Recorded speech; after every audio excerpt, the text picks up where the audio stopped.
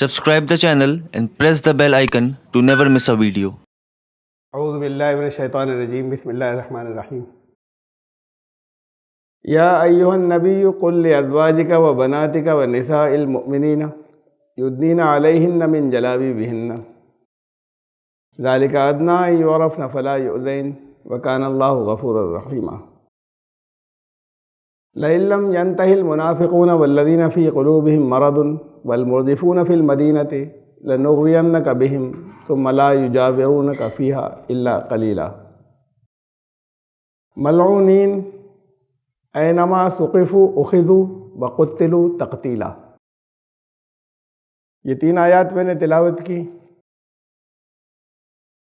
سورہ الاحزاب کی آیت نمبر 59، سورہ 33 آیت نمبر 59، 60 اور 61۔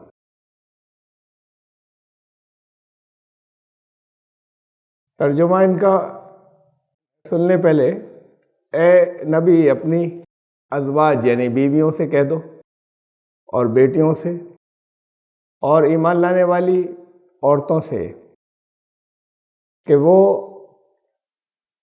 اپنے اوپر اپنی بڑی چادروں میں سے کوئی لے لیا کریں یا اوپر پہننے کا کوئی گاؤن لے لیا کریں۔ یہ زیادہ اس سے قریب ہے کہ وہ پہچان لی جائیں اور ستائی نہیں جائیں، اور اللہ تو ہے ہی مغفرت فرمانے والا اور رحیم۔ اور اگر وہ باز نہیں آئے جو منافق ہیں اور جن کے دلوں میں مرض ہے اور مدینے میں بے چینی اور افواہیں پھیلانے والے، شہر میں بے چینی اور افواہیں پھیلانے والے، تو ہم تمہیں ان کے خلاف کھڑا کر دیں گے یا ان کے پیچھے لگا دیں گے، اور پھر وہ یہاں تمہارے پاس بہت کم ہی ٹھہر سکیں گے۔ وہ لعنت زدہ ہوں گے، جہاں کہیں پائیں گے پکڑ لیے جائیں گے اور قتل کر دیے جائیں گے۔ سورہ الاحزاب کی آیت نمبر 59، 60، 61 کا ترجمہ تھا یہ تینوں آیات ملا کر ایک مضمون پورا ہوتا ہے۔ اس میں اس سے پہلے 59 اور 60، 59 اور 60 ہم پڑھتے رہے ہیں، اور اصلاً آیت نمبر 59 کی تشریح چلتی رہی ہے پچھلے 2 جمعوں میں، بہت تفصیل سے اس کی ڈیٹیل اور تشریح گزر چکی۔ تو اب جو یہ ٹرانسلیشن ہے اس میں اس تشریح کا حصہ بھی، اس ایکسپلینیشن کا حصہ بھی بریکٹ میں لگا کر ہم اسے سمرائز کر لیں دوبارہ، صرف بجائے کسی اب تفصیل کے، تفصیلات گزر چکی،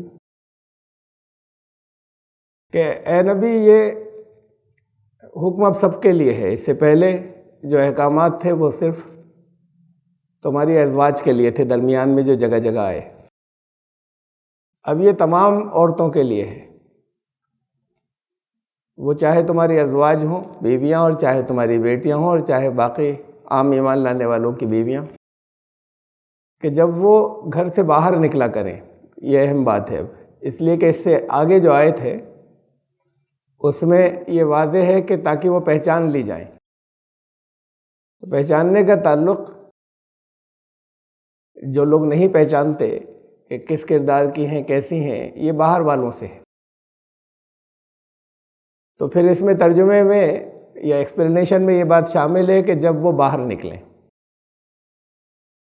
اور ستائی نہیں جائیں، اس سے اگلی آیت کے اندر انہیں پھر ستایا نہیں جائے، پہچان لی جائیں کہ یہ شریف عورتیں، شریف لڑکیاں ہیں، ان سے کوئی لبرٹی نہیں لی جا سکتی۔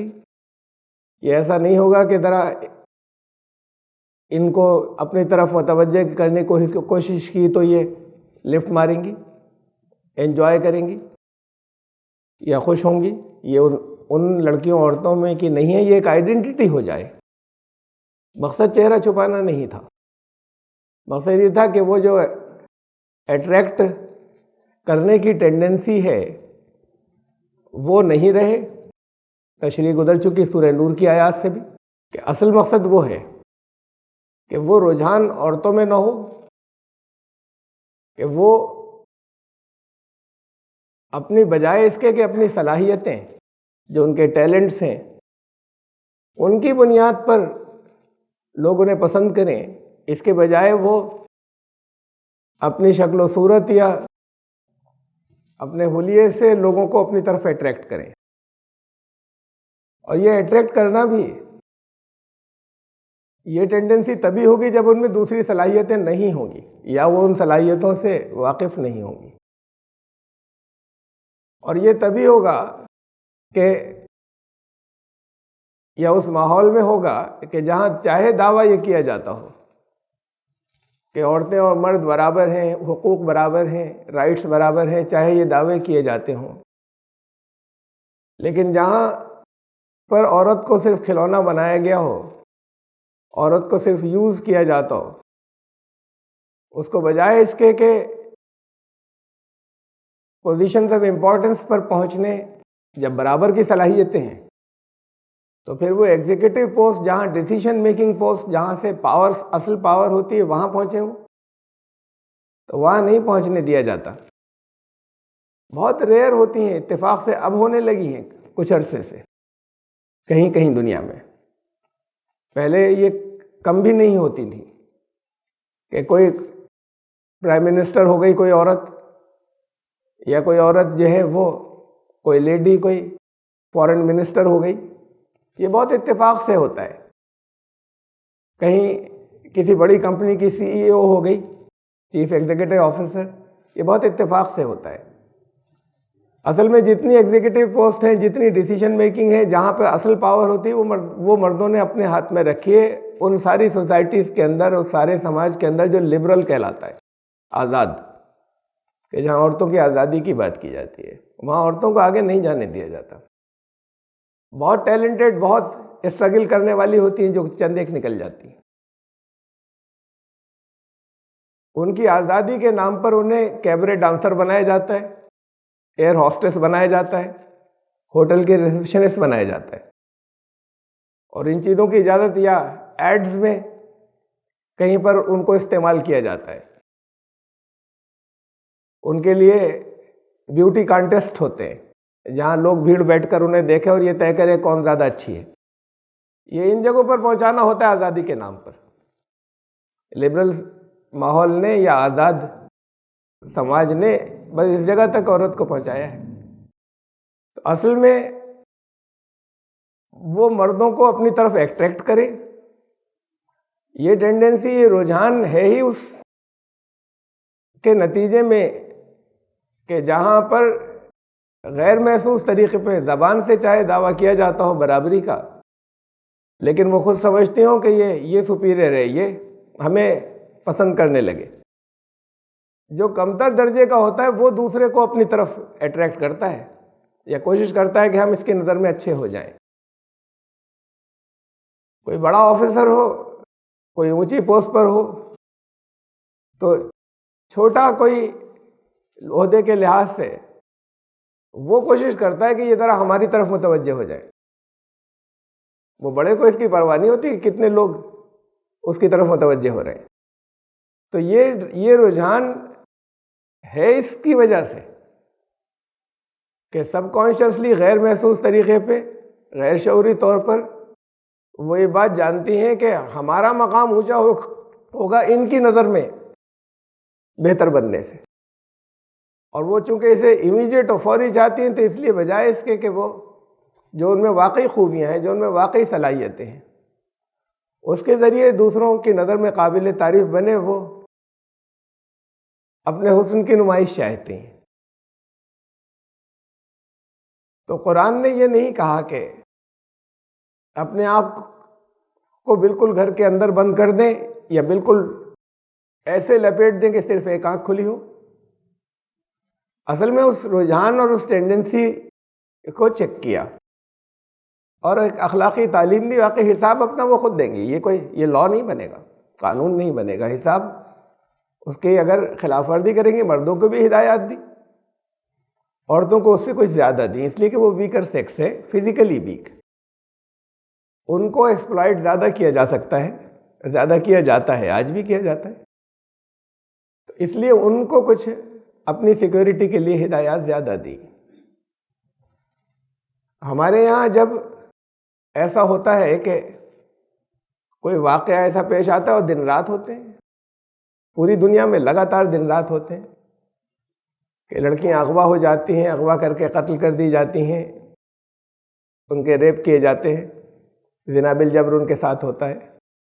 جب ایسے واقعات ہوتے ہیں، شور مچتا ہے، اور اس میں کوئی کبھی اگر اتفاق سے دبی آواز میں یہ کہہ دے کہ تھوڑا سا یہ بھی تو لحاظ کریں کہ رات کو 2 بجے کسی کے ساتھ نہیں جائیں کلب، اور کلب سے پھر اس کے گھر بھی، اس کے فلیٹ پر چلی جائیں، وہاں جا کے ڈرنک بھی کریں، تھوڑا سا یہ بھی تو، تھوڑا سا اپنے کپڑوں کا خیال کر لیں کہ بالکل کپڑوں سے باہر نہ رہیں۔ یہ کوئی اگر اتفاق سے کہہ دے، کبھی کبھی کوئی کہہ دیتا ہے تو ہنگامہ مچ جاتا ہے سارے میں، وہ ٹی وی اینکر اور پھر سارے سوال کرنے والے اور ساری پبلک اور سارے اخبارات اور سارے میڈیا شور مچانے لگتے ہیں کہ یہ عورتوں کے خلاف ہے، یہ عورتوں کو قید کرنا چاہتے ہیں۔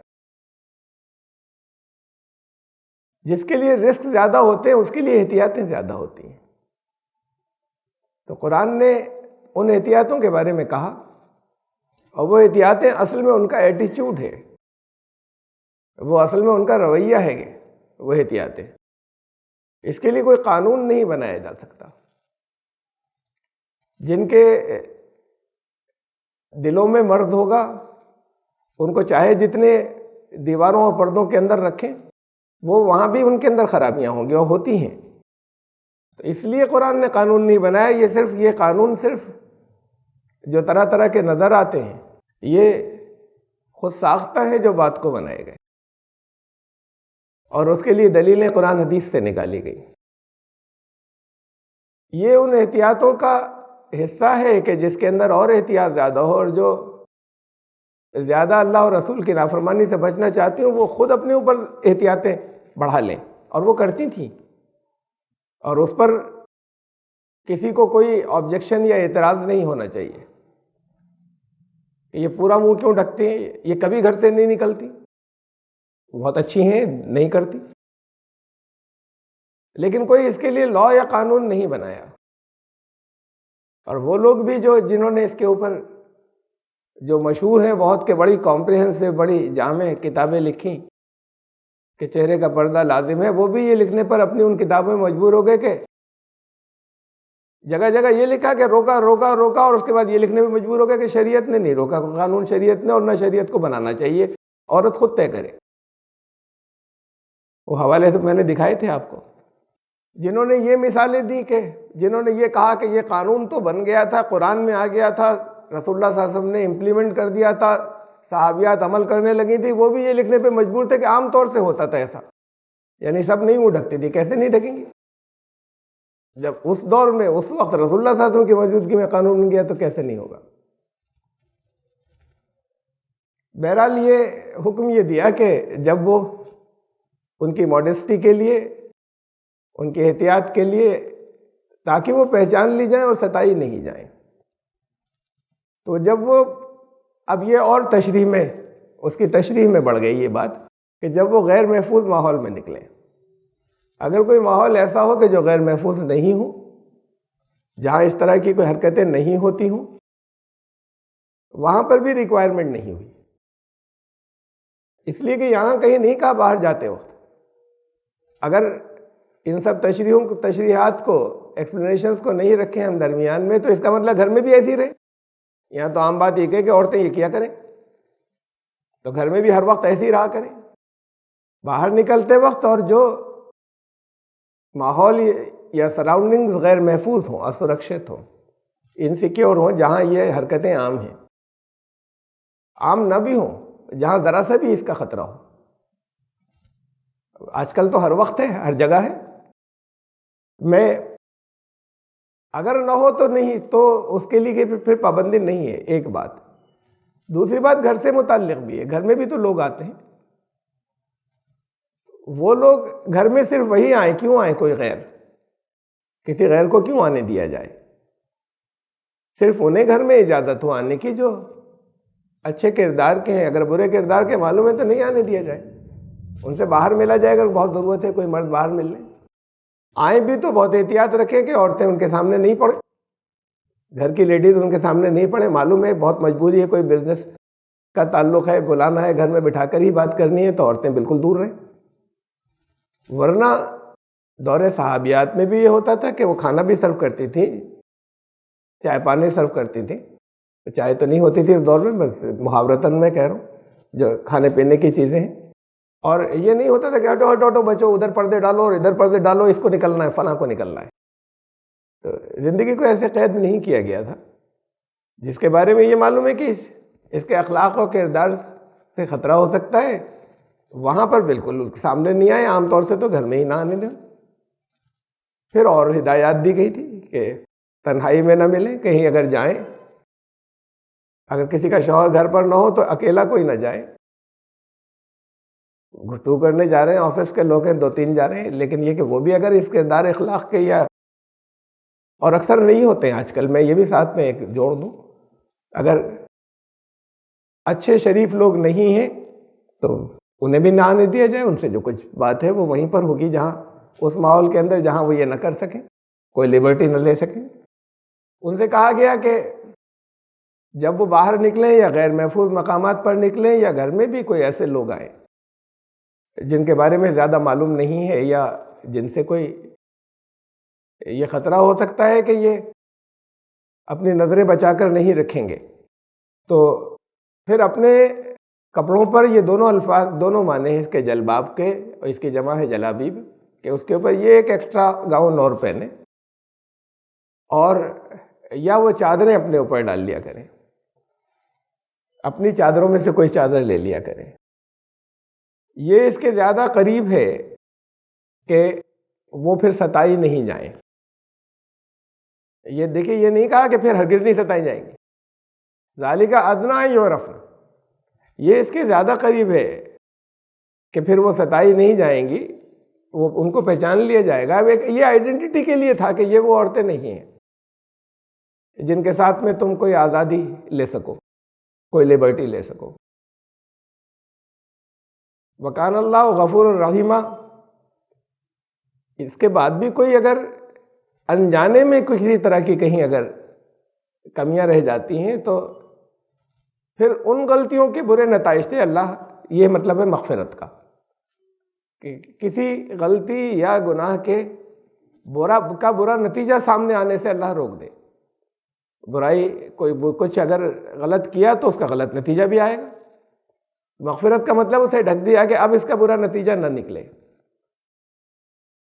ہر کام کا کوئی رزلٹ نکلتا ہے، اچھا یا برا، اچھے کا اچھا نکلتا ہے، برے کا برا نکلتا ہے، لیکن انسان کی جو ریچ ہے، پہنچ ہے، وہ بہت کم ہے۔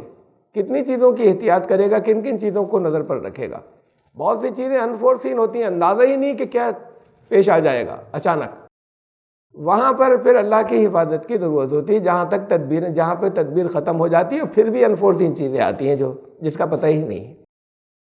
تو پھر وہ برے نتائج کسی غلطی کے، کوئی اگر سلپ ہو گئی انجانے میں، غیر ارادی طور پر، ارادہ نہیں تھا، پھر بھی کوئی کمی رہ گئی، تو پھر اللہ اس کے برے نتائج سے حفاظت کرنے والا ہے، اور وہ رحیم ہے۔ اس کی رحمت ان تمام لوگوں کے لیے ہے کہ جو اس کے قانون پر عمل کرتے ہیں، اور اس کا پھر اس کی رحمت کے نتیجے میں ان کے سامنے اچھے نتیجے آتے ہیں۔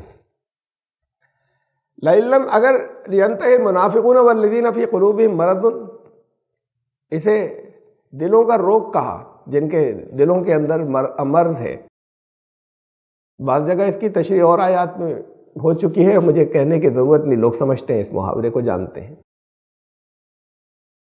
یا جو منافق ہیں، یا جن کے دلوں میں روگ ہے یا مرض ہے، اور وہ جو افواہیں پھیلانے والے ہیں یا ہراس پھیلانے والے ہیں، یا جن کی وجہ سے بے چینی پھیل رہی ہے، بہت پریشان ہے لوگ، کیا کریں، یہاں یہ جمگھٹا لگا رہتا ہے، یہاں سے بچی نکل کر جاتی ہے۔ اب وہ اگر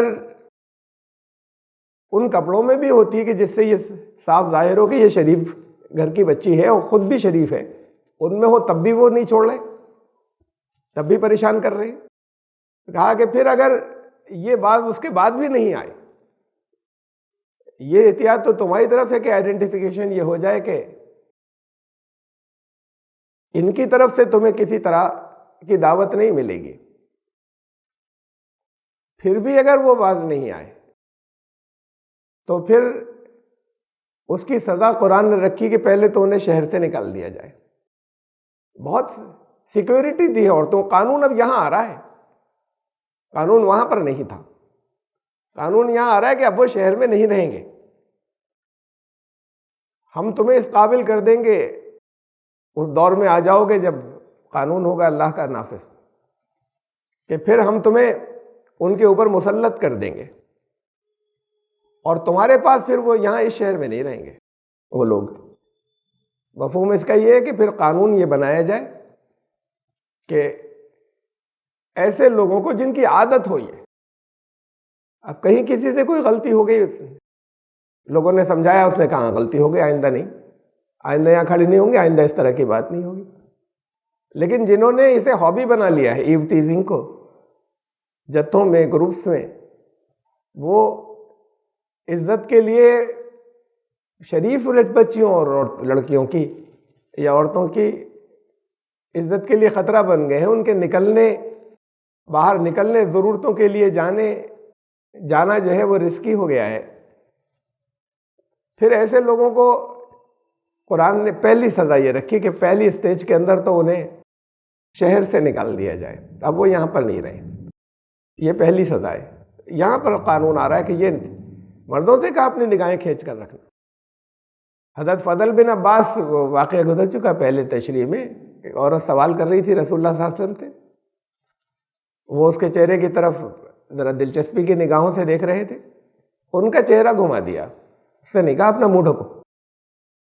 اب کوئی اگر باز نہیں آتے ستانے سے، اس آئیڈینٹیفیکیشن کے بعد کہ یہ اب مارک کر دیا گیا انہیں کہ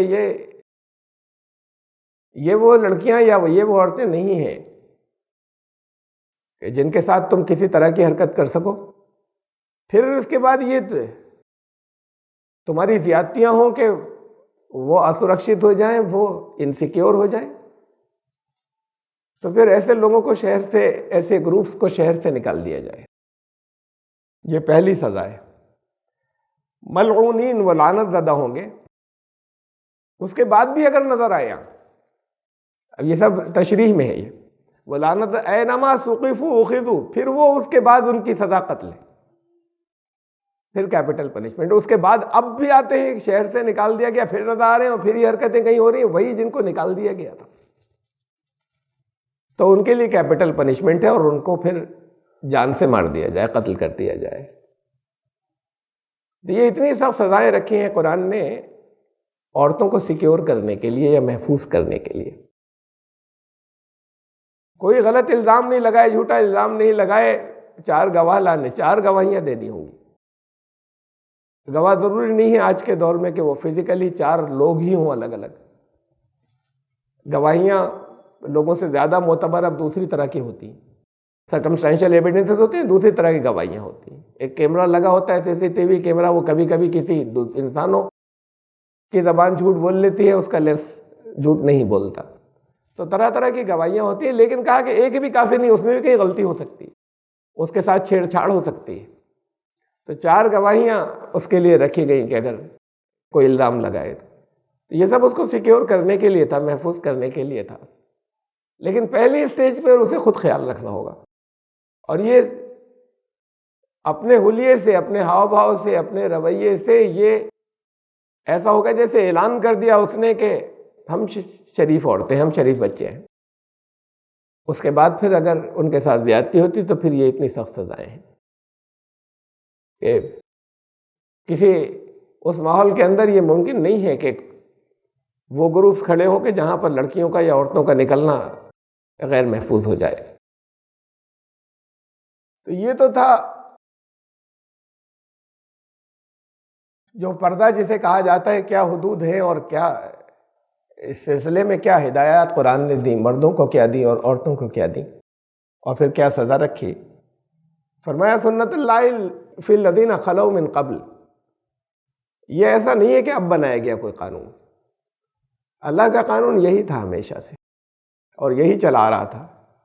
اگر کہیں پچھلے کتابوں میں نہیں ملتا تو لوگوں نے ہٹا دیا اور نکال دیا، اور ہٹا اور نکال اس لیے دیا کہ وہ عورتوں کو، مردوں پہ سب، عورتوں کو تو استعمال کرتے تھے، انہیں ضرورت کی چیز اپنی سمجھتے تھے، دلچسپی کی چیز، تفریح کی چیز سمجھتے تھے۔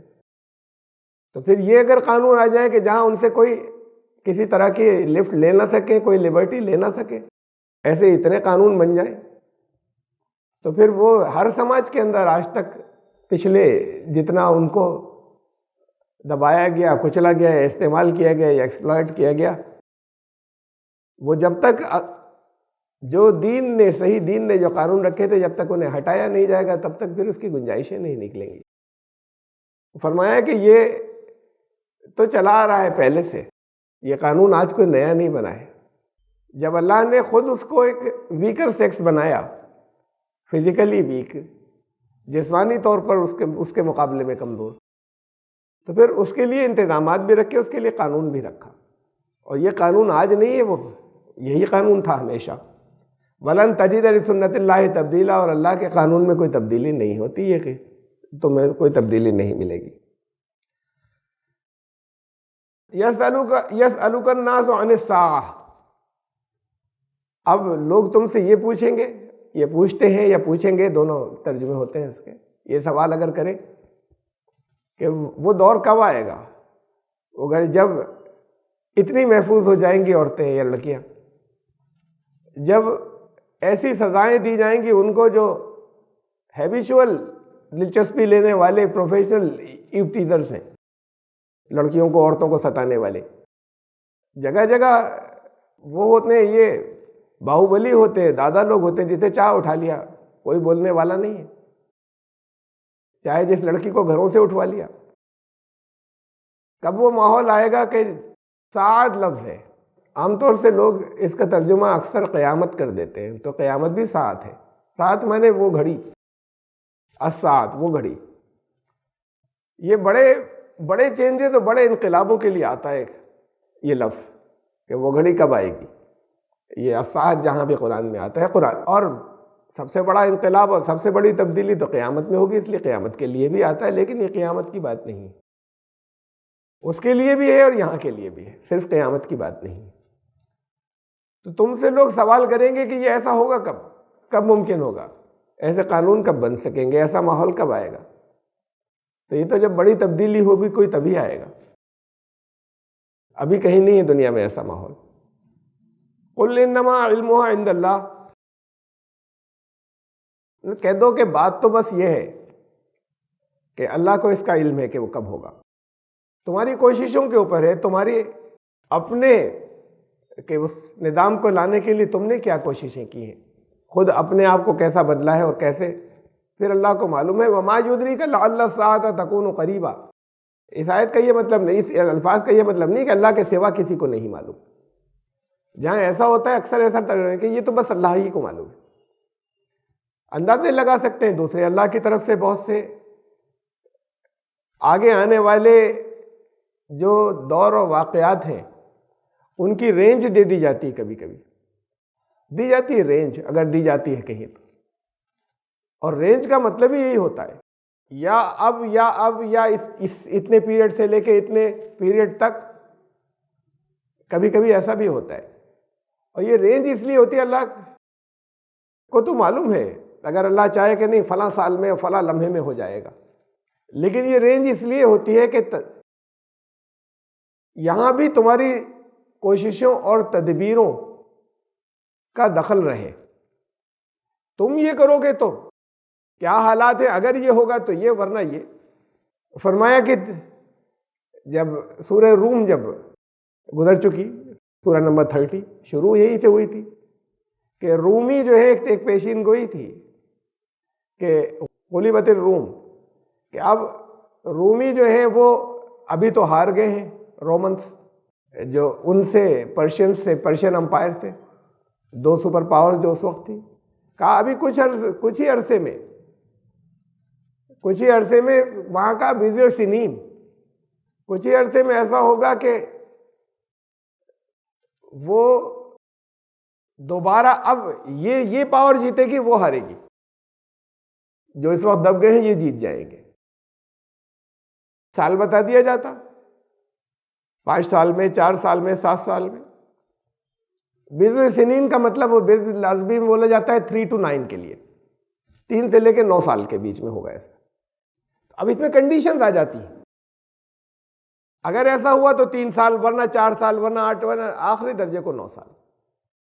تو اگر کوئی ٹائم کی بات کہیں پر بہت اوپنلی بتائی بھی جاتی ہے تو اس میں رینج دی جاتی ہے، یا ڈیڈیوس کی جاتی ہے، اس میں بھی رینج ہوتی ہے، اور کبھی کبھی نہیں ڈیڈیوس کر پاتے لوگ، نہیں استخراج کر پاتے یا نہیں نکال پاتے کہ کیا ہے۔ لیکن جہاں پر یہ کہنا ہو کہ اللہ کے سوا کوئی نہیں جان سکتا، وہاں پہ یہ باتیں کہی گئی۔ وہ صورت بھی گزر چکی، سورہ فرقان جس کی آخری آیت تھی، جس میں 5 چیزوں کے بارے میں کہا تھا، ترجمہ سب کا یہی کر دیا جاتا ہے۔ وہاں بھی ساعت لفظ تھا، ان اللہ عنده علم الساعہ، اللہ کے پاس ہے اس ساعت کا علم، اس گھڑی کا علم۔ اسے وہاں پہ بھی اکثر لوگ صرف قیامت ہی ترجمہ کرتے ہیں، قیامت بھی مطلب ہے قیامت کا علم اللہ کے پاس ہے، یا کسی انقلاب کے، ہر دور کے انقلاب الگ الگ ہے اور ہر ایک کے اوپر فٹ ہوگا وہ ہر دور کے حساب سے، اس کا علم اللہ کو ہے۔ یہ نہیں کہا گیا کسی اور کو نہیں ہوگا۔ وَيُنَزِّلُ الْغَيْثَ، وہ بارش برساتا ہے، بارش نازل فرماتا ہے۔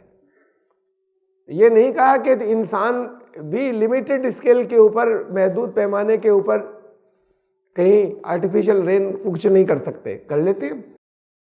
پورا کنٹرول ٹوٹل تو اللہ ہی کے پاس ہے، مکمل یہ نہیں کر پائے گا۔ وَيَعْلَمُ مَا فِي الْأَرْحَامِ، ماؤں کے پیٹوں میں کیا ہے وہ یہ جانتا ہے۔ یہ نہیں کہا کہ انسان نہیں جان سکے گا کبھی، شروع میں اس کا ترجمہ لوگ یہی کر لیتے تھے،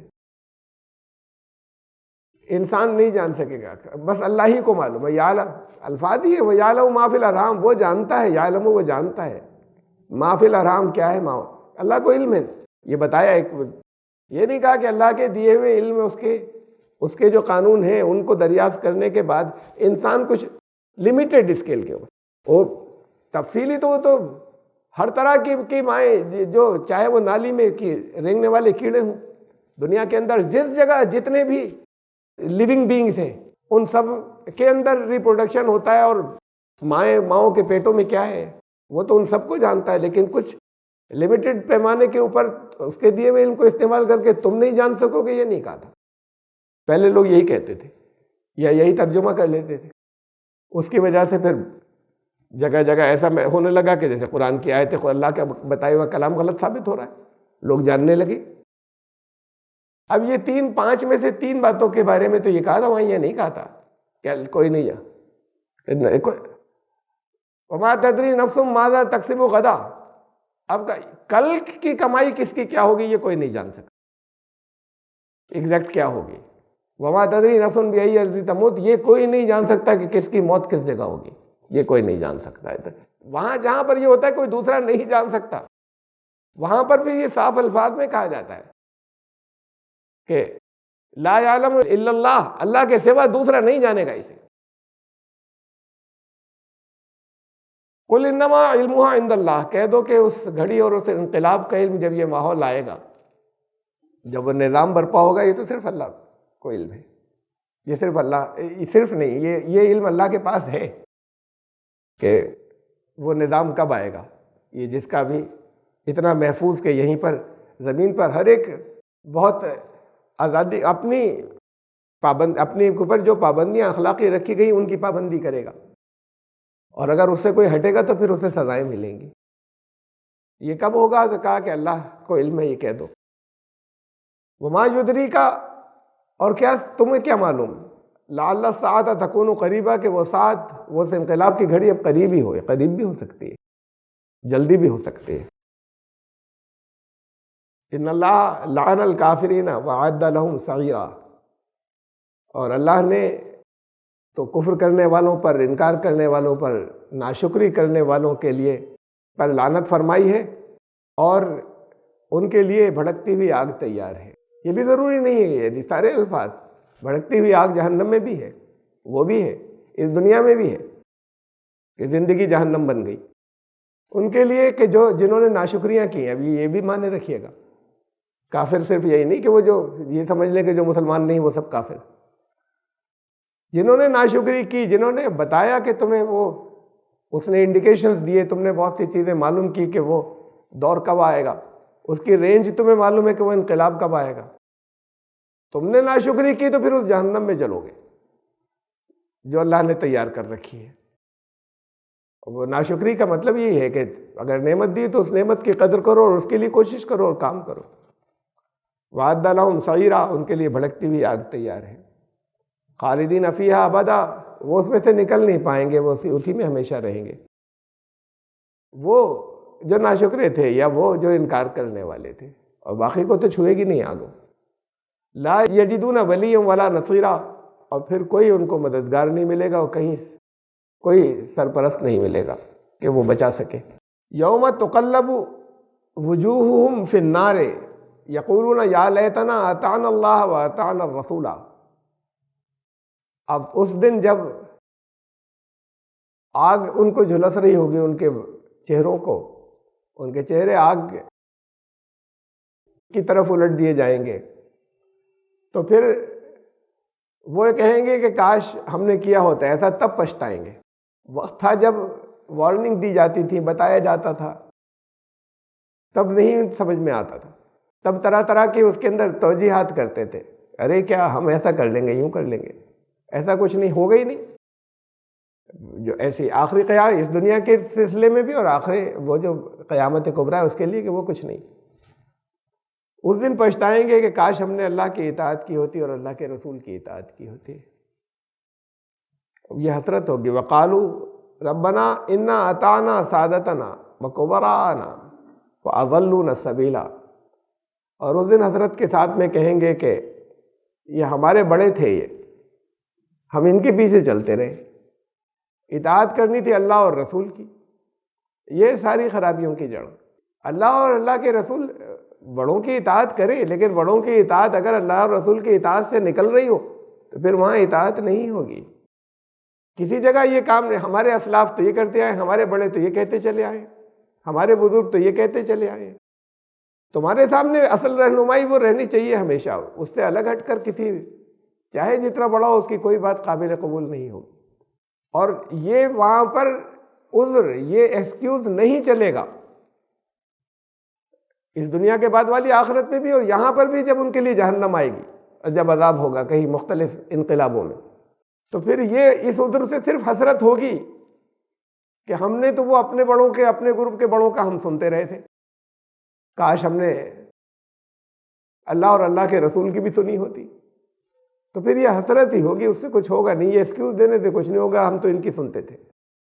وہ پھر اس دن کہیں گے کہ ہمارے رب، ہم نے تو اطاعت کی اپنے بڑوں کی، سادتنا، ہمارے جو سادات تھے، وکبراءنا، اور جو ہمارے ہمارے بڑے تھے ان کی، فاضلونا السبیلا، انہوں نے ہمیں صحیح راستے سے بھٹکایا، ہم ان کے چکر میں رہے، ہم انہیں پر یقین کرتے تھے.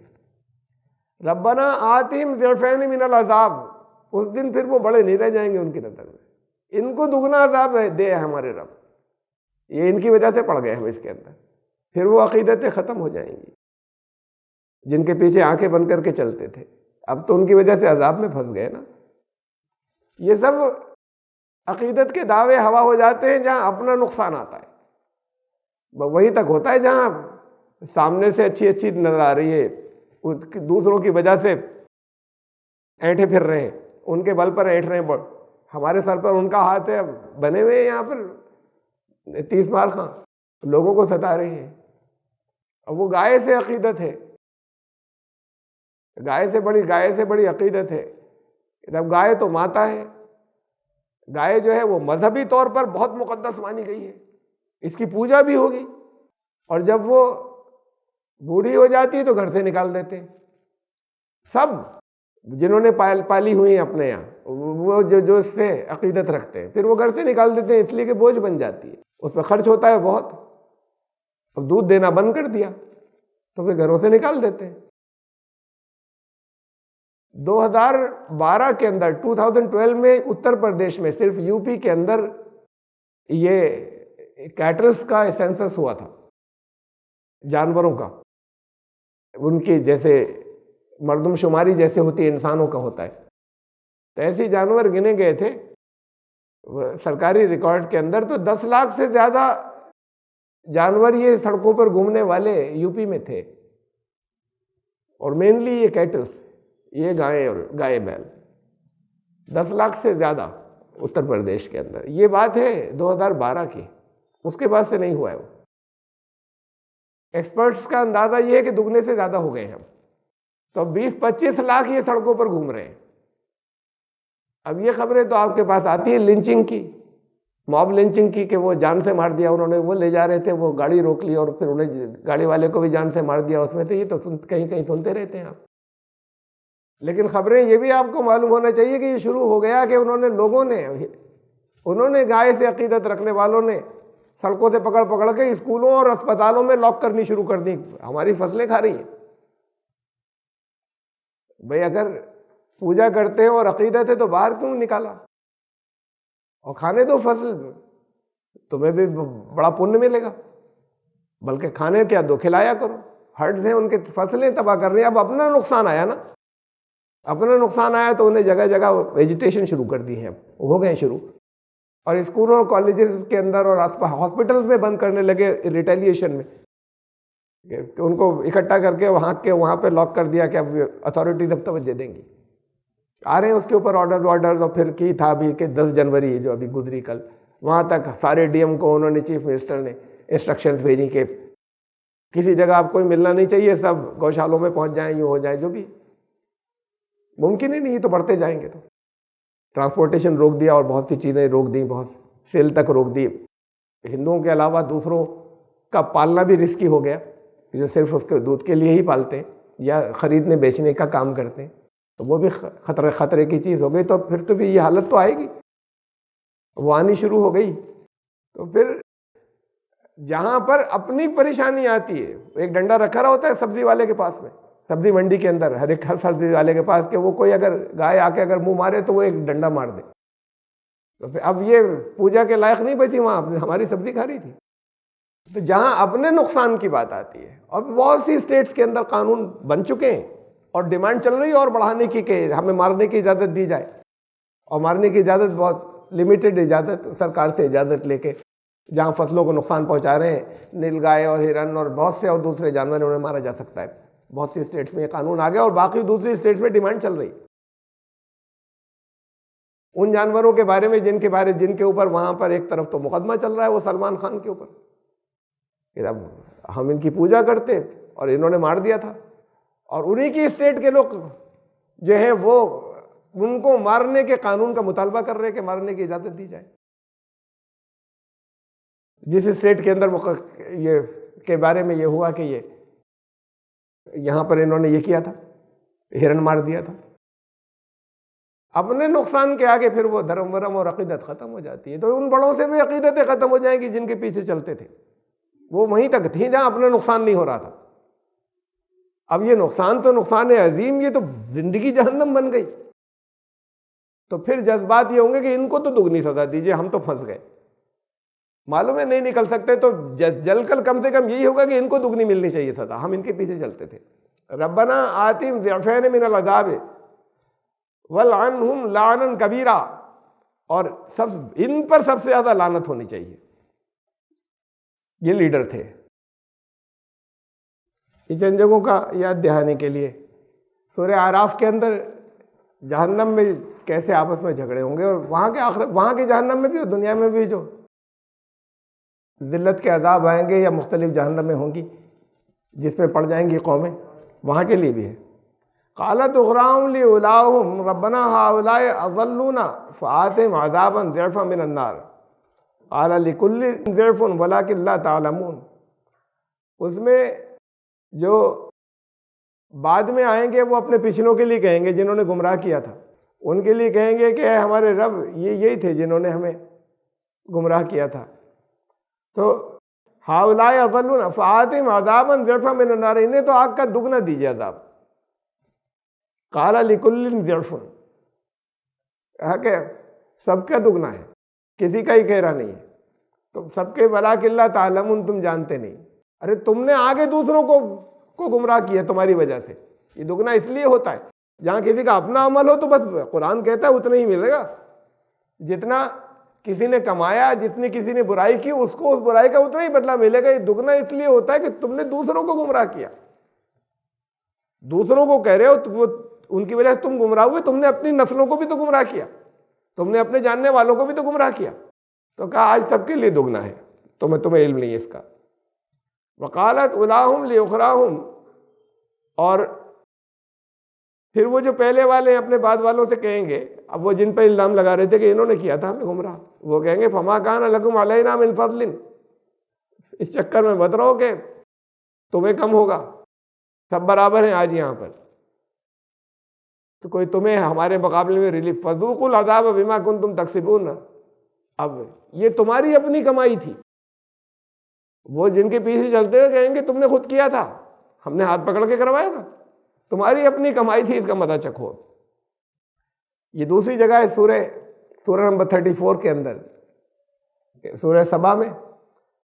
یقول الذین استضعفوا للذین استکبروا لولا انتم لکنا مؤمنین، وہ جو کمزور تھے، وہ جو نیچے والے تھے، وہ جو بڑے بنا کرتے تھے، ان سے کہیں گے کہ تم اگر نہیں ہوتے تو ہم صحیح راستے پر ہوتے، پھر ہم صحیح ایمان والے ہوتے، یہ تمہاری وجہ سے ہو گئے ہم.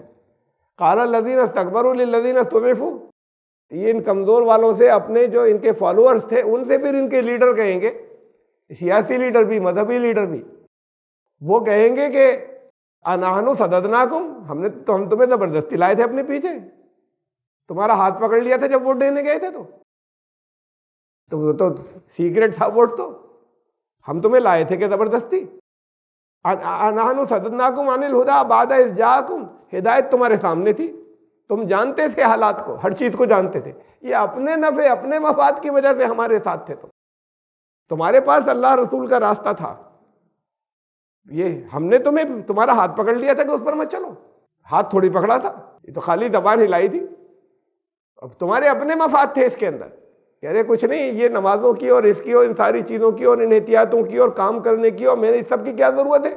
وہ تو رسول اللہ پکڑ کے لے جائیں گے، ہاتھ سب کو لے جائیں گے، وہ تو لا الہ الا اللہ کہہ دیا ہے. ابھی تو اولیاء اتنے ہیں، تو انہوں نے کہتے زبان ہلائی تھی تمہیں گھروں سے ہم تمہیں زبردستی کی تھی تمہارے ساتھ، تمہارے پاس ہدایت تھی نا اللہ رسول کی چیزیں، کیوں چلے تم ہمارے پیچھے؟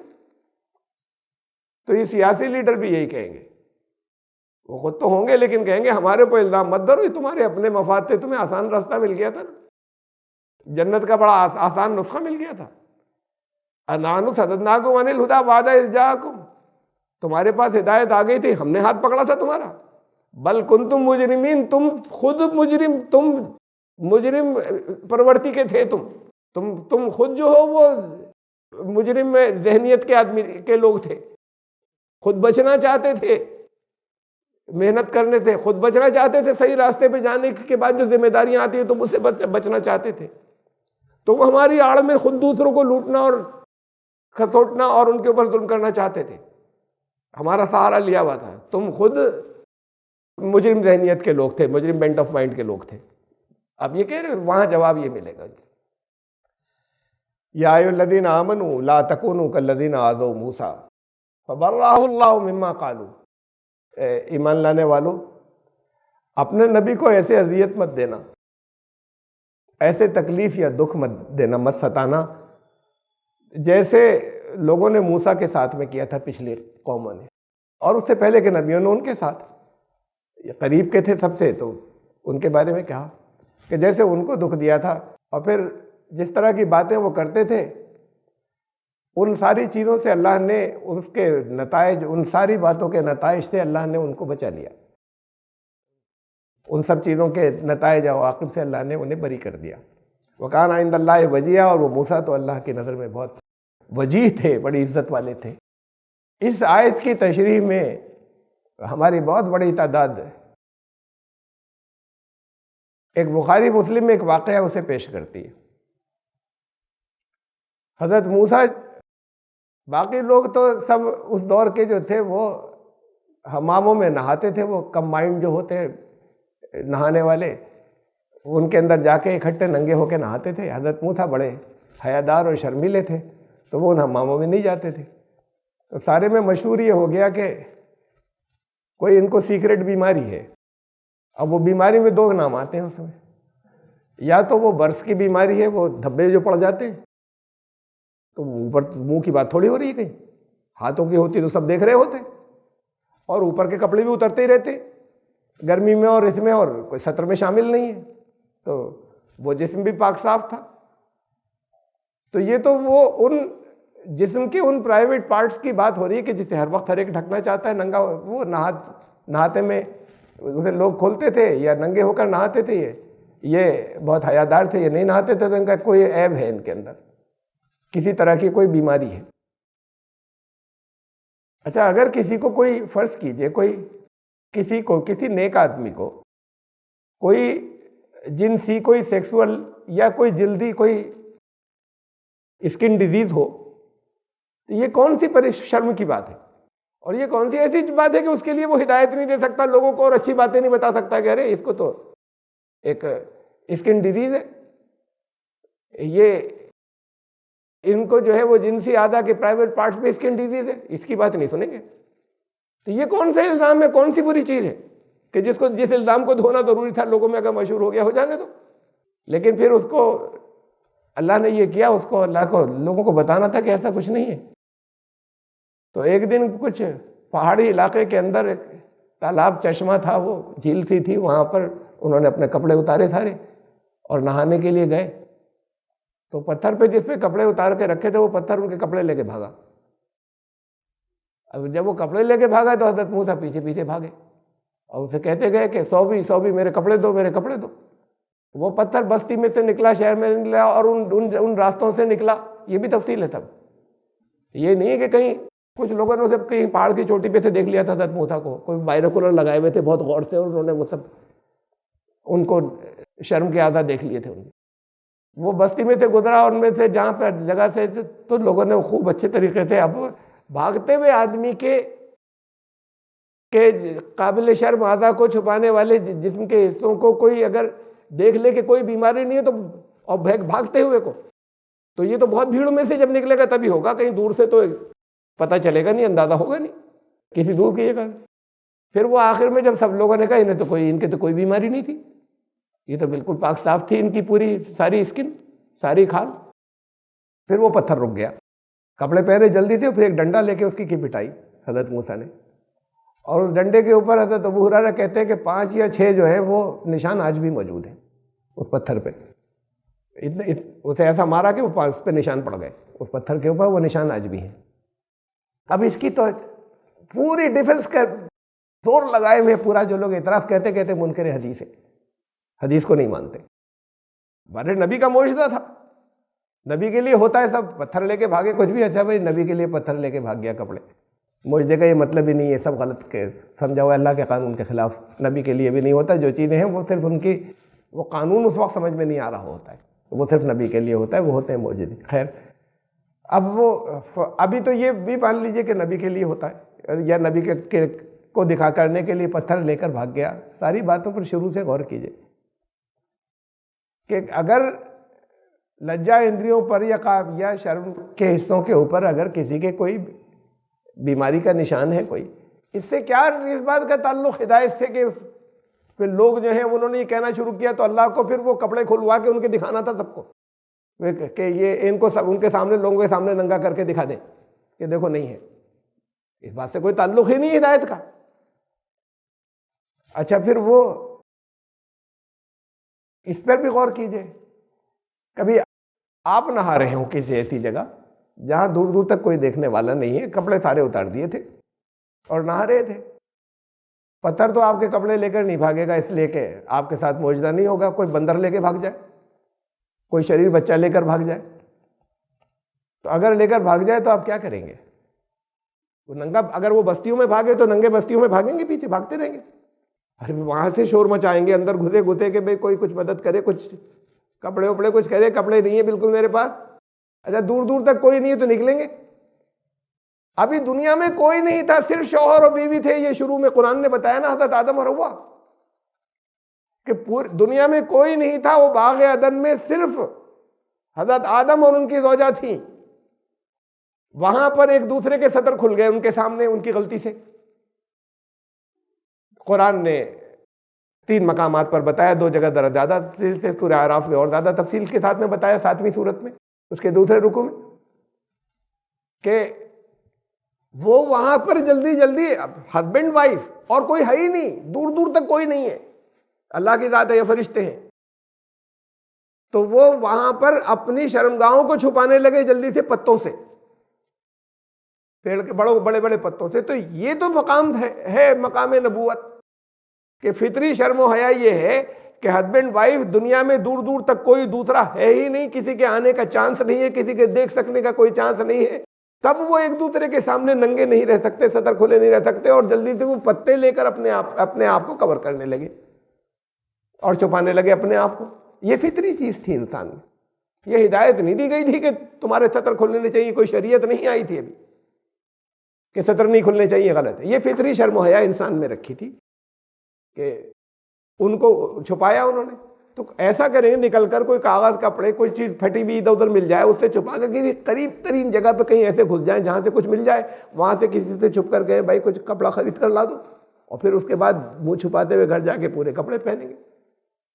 آپ میں سے ہر ایک یہی کرے گا؟ نہیں کرے گا. میں تو یہی کروں گا.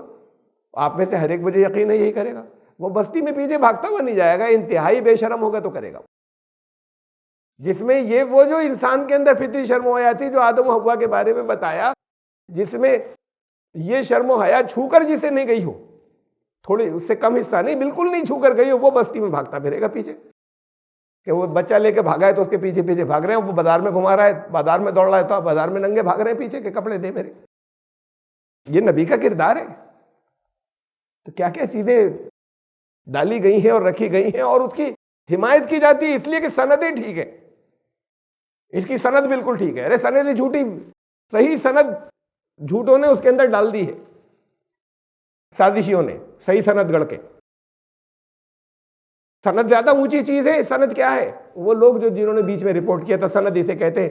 یہ زیادہ مستند ہے یا نبی کا کردار زیادہ مستند ہے؟ کیسی سند؟ حضرت ابو ہریرہ بتا رہے ہیں درمیان میں لوگ ہیں، یہ بڑے سچے لوگ تھے، یہ کہہ رہے ہیں درمیان میں جو لوگ تھے یہ بہت سچے تھے. یہ درمیان کے لوگوں کے کا سچا ہونا زیادہ امپورٹنٹ ہے یا نبی کا کردار زیادہ امپورٹنٹ ہے؟ یہ اہم بات ہے. نبی یہ سب کر سکتا ہے اس لیے کہ وہ بیچ کے لوگ سچے تھے، انہوں نے یہ رپورٹ کیا، اور ہوں گے سچے. یہ سارا واقعہ ان سچوں کے نام لے کر ایک چین بنا کر کسی جھوٹے نے کسی سازشی نے ڈال دیا. یہ ہے اس کی تشریح آیت کی. پھر یہ بھی سوال کرتے کہ صاحب دیکھیے یہ کہہ رہے ہیں نا لوگ کچھ کہتے تھے حضرت موسیٰ کے بارے میں. کیا کہتے تھے؟ اچھا آپ ہی بتائیے. پھر اللہ نے دکھا دیا کہ وہ حضرت موسیٰ میں نہیں ہے. تو پھر وہ کہتے کیا تھے یہ آپ ہی بتائیے. کوئی ضروری نہیں کہ میں بتاؤں، کوئی ضروری نہیں کہ دنیا میں کوئی اور بتائے، کہتے ہوں گے کچھ. ایک واقعہ آ گیا ان کے بارے میں، اور واقعہ بھرا پڑا ہے جو کچھ کہتے تھے. میں تو یہ اصل بات تو یہ کہ اس کی ضرورت نہیں ہے ہمیں کہ کیا کہتے تھے وہ ان کے تم تکلیف دیتے تھے، تکلیف دینے والی باتیں کہتے تھے، قرآن نے بتا دیا. ضروری نہیں ہے کہ مجھے وہ جملے معلوم ہوں، لیکن بھرا پڑا ہے. یہ تو قرآن میں بھرا پڑا ہے، بائبل کے اندر، توریت کے اندر بھرا پڑا ہے. کتنا ستاتے تھے حضرت موسیٰ کو. ان کو لے کر وہ نکلے وہاں سے، فرعون کی غلامی میں سے. اللہ نے ان کے ذریعے، حضرت موسیٰ کے ذریعے ان کو اس غلامی سے نجات دی. اور ابھی نکلے ہی تھے کہ انہوں نے کہا کہ وہ یہ جو دیوتا ہے نا، ایسا دیوتا بنوا دیجیے. ہمیں ایک جگہ دیکھا انہوں نے، ایسا دیوتا ہمارے لیے بھی ایک بنوا دیجیے. اور آگے چلے تو ان کو اللہ نے بہت وہاں پر، بہرحال ان کے لیے جو کچھ بھی درمیان میں وہاں پر جنگلوں کی چیزیں ہوں گی کھانے پینے کی، سبزیاں وبزیاں، ادھر گوشت کھائیں گے ہم تو. اور پھر وہاں پر ہم بڑے سکھ سے تھے، تم ہمیں یہاں نکالنا ہے. تو بہت ہے وہ، یہ لعنتیں بہت ہیں اس کے اندر، توریت میں بہت ہے ان کے بارے میں کہ یہ تم نے کیا ہمارے ساتھ. ہم وہاں پہ ٹھیک تھے، غلامی میں تھے، ہمیں گوشت ووشت تو ملتا تھا. تو پھر اللہ نے بٹیروں کا، ان کا من و سلوا اور غذا کا ان کے لیے انتظام کر دیا. کہا کہ جاؤ، اچھا تھک گئے ہوں گے، ہم تو اب نہیں کھائیں گے بھائی، اب ہمیں وہ چاہیے ککڑی اور لہسن اور پیاز؟ میں کہا اچھا جاؤ بستی میں جاؤ کھیتی کرو، تمہارے لیے طے کر دی فلاں بستی۔ ہم کہا جاؤ موسیٰ تم اور تم جاؤ، تم دونوں، ہم نہیں جائیں گے تمہارے ساتھ میں، کہ اب ہمیں لڑنا بھی پڑے گا، اس لیے نکال کر لائے تھے ہمیں۔ تو دن رات تھے ان کے لیے جو کچھ تھی، ایک دو چیزیں تھوڑی تھی جو، اور پھر اس میں ہی توریت کے اندر ہے کہ وہ بنی اسرائیل میں سے تھا قارون، کہتا تھا کہ بڑے بن گئے بہت بڑے، یہاں پہ آ کے تکبر کرنے لگے، بڑے تو ہم تھے، لیڈر تم بن گئے۔ قرآن کہتا ہے کہ ہم تو نہیں مانیں گے تمہاری بات جب تک خدا کو اپنی انہی آنکھوں سے ہم نہیں دیکھ لیں، حتیٰ نر اللہ جہرتاً، تب تک ایمان نہیں لائیں گے تمہاری باتوں پہ کہ ہم دیکھ لیں، تم کہہ رہے ہو باتیں کر کے آئے، ہم تو خدا کو دیکھنا چاہتے ہیں انہی آنکھوں سے، اس سے پہلے تو مانیں گے نہیں تمہاری باتیں۔ یہ جن کے ساتھ اتنے احسان یہ سب کیے کہ کیا کیا کہتے تھے، کیا کیا نہیں کہتے تھے۔ فَبَرَّأَهُ اللَّهُ مِمَّا قَالُوا، جس طرح کی باتیں کرتے تھے اللہ نے حضرت موسیٰ کو بری کر دیا، ان کے انجام سے، اس کے نتائج سے حضرت موسیٰ کو بچا لیا ان ساری باتوں سے۔ وَكَانَ عِندَ اللَّهِ وَجِيهًا، اللہ کے نزدیک تو بہت عزت دار تھے، بہت عزت والے تھے۔ یہ جس طرح کی ان کی تحقیر کیا کرتے تھے اور ان کے ساتھ میں یہ حرکتیں کیا کرتے تھے، کہا کہ تم اپنے نبی کو ایسے مت ستانا۔ کیا ستاتے تھے، بولے کیا ستانا، کیا نہیں ستانا، کیسے نہیں ستانا، پھر اطاعت کرو، تمہارے پر کتنے احسانات ہیں اور اس کے بعد ناشکری کرتے ہو، یہی ستانا تھا، یہی حرکتیں تھی، یہی باتیں کرتے تھے۔ وَكَانَ عِندَ اللَّهِ وَجِيهًا، وہ اللہ کے نزدیک بہت عزت والے تھے۔ حضرت موسیٰ علیہ السلام اور ایمان لانے والوں، ان کو اپنے نبی کو اذیت، اور پھر آ رہا ہے نا قرآن میں پیچھے سے چلا رہا ہے، جب کنٹیکسٹ کی اگر آپ بات کریں اسی صورت کے اندر، ستاتے تھے، الزام رکھتے تھے حضرت زید کے معاملے میں، حضرت زینب کے معاملے میں، پیچھے گزر چکا، یہ سب باتیں کیا کرتے تھے اپنے نبی کے بارے میں، اس طرح کی باتیں مت کیا کرو۔ حضرت موسیٰ کے بارے میں بھی یہ تھوڑی کہ وہ کوئی کسی جگہ کوئی اسکن ڈیزیز ہے، یہ وہ کوئی ستانے کی باتیں ہو گئی، اور کبھی کہیں کسی جگہ ملتا ہے کہ وہ کہتے تھے تو حضرت موسیٰ سے پوچھا، حضرت موسیٰ نے کہا نہیں بھی میرے تو نہیں ہے، یا ہے، فضول باتیں کہ یہ کوئی ستانے کی بات بھی نہیں ہوئی۔ اور ہو جانے سے کیا ہوتا ہے، حضرت ایوب علیہ السلام کے پورے جسم کے اندر بھی اسکن ڈیزیز تھی، اس سے ان کی کوئی، اور اسکن ڈیزیز ہو جانے سے یہ تھوڑی ہو جاتا ہے کسی جگہ پر کہ ان کی نبوت کے اوپر ان کے اندر اللہ کے نزدیک کوئی ان کے اندر کمی آ گئی۔ تو بہرحال وہ اس میں صورت میں پیچھے سے چلا آ رہا ہے کہ طرح طرح کی باتیں ان کے بارے میں اڑاتے تھے، سازشیں کرتے تھے، حضرت عیسیٰ کے خلاف سازشیں کی، حضرت یحییٰ کے خلاف سازشیں کی، ایک فاحشہ تھی، ایک اس کی ڈیمانڈ پر اس کے ساتھ میں وہ اپنی سالی تھی، اس کو گھر ڈال لیا تھا، ناچنے گانے والی جو تھی، اس نے شاہ وقت نے، حضرت یحییٰ نے کہا کہ یہ غلط ہے، یہ شریعت کے طور پر غلط ہے۔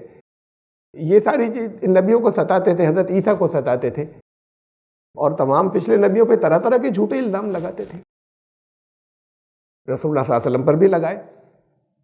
تو ایمان لانے والوں، تم اپنے نبی کو ایسے دکھ مت دینا اور ایسے تکلیفیں مت دینا جیسے موسیٰ کو ستایا کرتے تھے۔ یہ الٹی سیدھی باتیں ان کے بارے میں مت سننا، ان کے بارے میں مت ماننا۔ یہ حضرت موسیٰ کے بارے میں تو گڑھ لی ہیں تم نے، اور نبیوں کے بارے میں گڑھ لی ہیں، محمد صلی اللہ علیہ وسلم کے بارے میں بھی گڑھ لی ہیں۔ یہی تو ستانا ہے، اور کیا نہیں ستانا ہے۔ وہ بھی موجود ہیں جو حضور صلی اللہ علیہ وسلم کے بارے میں موجود ہیں، اور اس کو بھی ڈیفینڈ کرتے ہیں کہ نہیں بالکل سچی ہے، اس لیے کہ راہ بھی سچے ہیں، درمیان کی ہم نے کڑیاں دیکھ لی ہیں، وہ بالکل سچی ہیں، کہ وہ ویرانے میں لے کر گئے، نعوذ باللہ، رسول اللہ صلی اللہ علیہ وسلم کسی کو، ایک صحابی کو بس ساتھ میں لیا چپکے سے، اور ویرانے میں لے کے گئے، وہاں ایک عورت کو لایا گیا، اور پھر انہیں تو روک دیا، کچھ تحفے بھی ساتھ میں لے کے گئے تھے، انہیں تو روک دیا، اس کے ساتھ میں تنہائی میں گئے، اس نے کہا مجھے ہاتھ مت لگانا، پھر بھی ہاتھ بڑھانے کی کوشش جب کی ہے تو، اور کیا وہاں الفاظ یہ ہے کہ اس کو تسلی اور سکون دینے کی، تسکین دینے کے لیے ہاتھ بڑھایا تھا۔ تو اس نے یہ کہا کہ ایک شہزادی جو ہے وہ کہیں بازاری عورت کے، بازاری مرد کے حوالے کر سکتی ہے اپنے آپ کو؟ استغفر اللہ۔ رسول اللہ صلی اللہ علیہ وسلم کو بازاری کہنے والا کون تھا؟ سب سے برے دشمن بھی نہیں کہہ سکتے تھے، برے سے برے دشمن نہیں کہہ سکتے تھے، خاندان میں اونچے تھے سب سے، اور عزت و مقام میں سب سے اونچے تھے، دشمنوں میں بھی، اور وہ کدھر کی شہزادی، کہاں کی شہزادی، اور کہتے ہیں کہ نہیں وہ ان کی بیوی تھی، پھر طلاق دے دی تھی، بیوی کو ویرانے میں بلایا جاتا ہے۔ پھر اس کے بعد جب اس نے کہا کہ میں تمہیں اللہ کا واسطہ دیتی ہوں، تو رک گئے، اسے نکاح ہو گیا تھا۔ نکاح کنسنٹ سے ہوتا ہے دونوں کی، نکاح ایسے ہو زبردستی ہوتا ہے؟ نکاح دونوں کی مرضی سے نکاح ہوتا ہے، معلوم ہے نا آپ کو؟ تو اس نے کہا میں اللہ کا، اب تم نے بہت بڑا واسطہ دے دیا. پھر اس کو تحفے گفٹ دے کے واپس آ گیا. شرم سے منہ سے الفاظ نہیں نکلتے، اور اس کی توجیہ ہوتی ہے کہ نہیں وہ ان کی بیوی تھی، بھی طلاق دے دی.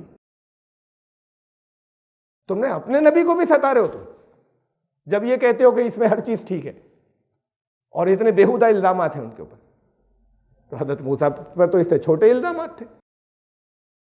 کہا کہ ایمان لانے والوں، یہی تو یہ ستانا ہے. اب آج کیسے ستائیں گے آپ اپنے نبی کو بھی پورا؟ تب تو ٹھیک تھے کہ حضرت زینب کا اور اس کا یہ واقعہ ہوا تھا. آج کیسے ستائیں گے؟ یہ ستانا ہی تو ہے یہ. اور اس کے ڈیفنس میں پورا کہ نہیں، یہ تو ایک ایک حرف ٹھیک ہے اس کا، قرآن کی طرح جیسے اللہ کی طرف سے نازل ہوا ہے. استغفر اللہ. تو پھر وہ جیسے موسیٰ کو، تم اپنے نبی کو مت ستانا. اللہ کی نظر میں تو عزت دار ہیں، اور اللہ نے ان تمام چیزوں سے انہیں جو سارے ثبوت سارے موجود ہیں کہ سب جھوٹی باتیں، اس کے بھی ثبوت سارے موجود ہیں. پھر بھی لوگ کہتے جائیں تو پھر اللہ کیا اس کا حساب دینا ہوگا. نبی کو ستانے کا تو بہت بڑا حساب دینا ہوگا. کسی چھوٹی موٹی جہنم میں بھی پناہ نہیں ملے گی.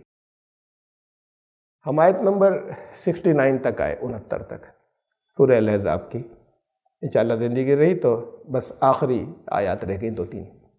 سورہ احزاب ختم ہو جائے گی، اور اس کے بعد ہم پھر وہاں سے شروع کریں گے سورہ بقرہ پہ جہاں سے چھوڑا تھا، تاکہ درمیان میں جو گیپ رہ گیا ہے، جو لوگوں تک نہیں پہنچا، ہوا تو ہے لیکن ریکارڈ نہیں ہوا، اب لوگ مانگتے ہیں اور لوگوں تک نہیں پہنچا، تو وہ گیپ جو رہ گیا جب وہ پورا ہو جائے گا تو پھر سورہ احزاب سے آگے بڑھیں گے دوبارہ. تو سورہ بقرہ میں ہم نے جہاں سے چھوڑا تھا پھر وہاں سے شروع کریں گے. اس کے بعد ایک درس اور ہوگا سورہ الاحزاب کا. سبحان ربک رب العزت عما یصفون.